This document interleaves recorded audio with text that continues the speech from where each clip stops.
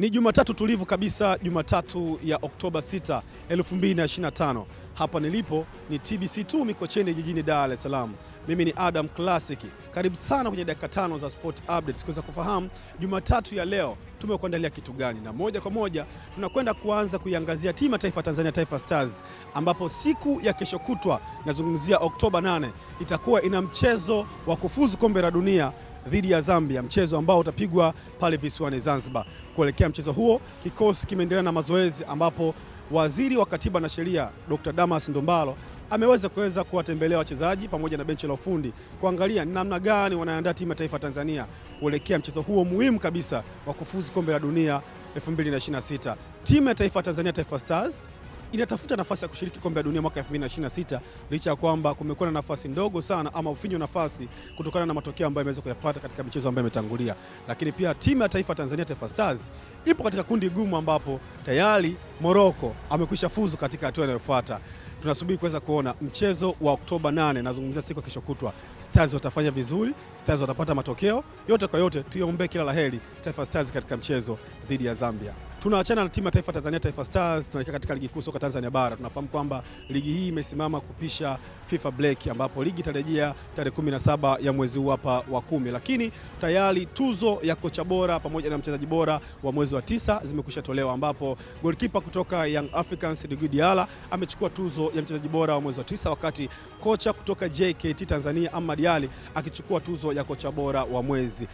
Diarra alionyesha kiwango kizuri katika mwendelezo wa michezo ambayo alicheza mwezi wa 9, akiwashinda Anton Trabi wa Singida Black Stars na Mohamed Bakari wa JKT Tanzania. Aliongea nao fainali katika mchakato wa tuzo za mwezi uliofanyika na kamati ya tuzo za shirikisho la mpira wa miguu Tanzania TFF. Mchezaji huyo alitoa mchango mkubwa kwa timu yake katika michezo miwili ambayo Young Africans ilicheza na kupata ushindi. Mchezo mmoja dhidi ya Pamba, Yanga wakishinda bao 3-0 na kupata suluhu ya kutokufungana dhidi ya Mbeya City, hivyo kutoruhusu goli la kufungwa katika michezo yake aliyocheza. Lakini pia Diarra amecheza dakika 180 na kuonesha kiwango kizuri. Kwa upande wa Ahmad Ally aliyeingia fainali na kocha wa Young Africans Romain Folz pamoja na Miguel Gamondo wa Singida Black Stars, aliongoza JKT Tanzania kwenye kiwango kizuri katika michezo miwili aliyocheza kwa mwezi huo Septemba, JKT ikipata sare ya bao 1-1 dhidi ya Mashujaa wakiwa ugenini katika uwanja wa Lake Tanganyika pale Kigoma, na kupata ushindi wa mabao mawili dhidi ya Coastal Union wakiwa kwenye uwanja wa ugenini pale Mkokwani jijini Tanga. Kwa hiyo sisi kama TBC2 tunatoa pongezi kwa Diarra pamoja na kocha Ahmad Ally. Ni hayo tu tumeandaa kwa siku ya leo katika habari za kimichezo za kitaifa. Moja kwa moja tunaukata utepe kuelekea kutazama habari za kimichezo za kimataifa. Tunaanzia ndani ya klabu ya Chelsea, ambapo klabu ya Chelsea imesitisha mpango wa kumsajili beki kutoka klabu ya Crystal Palace,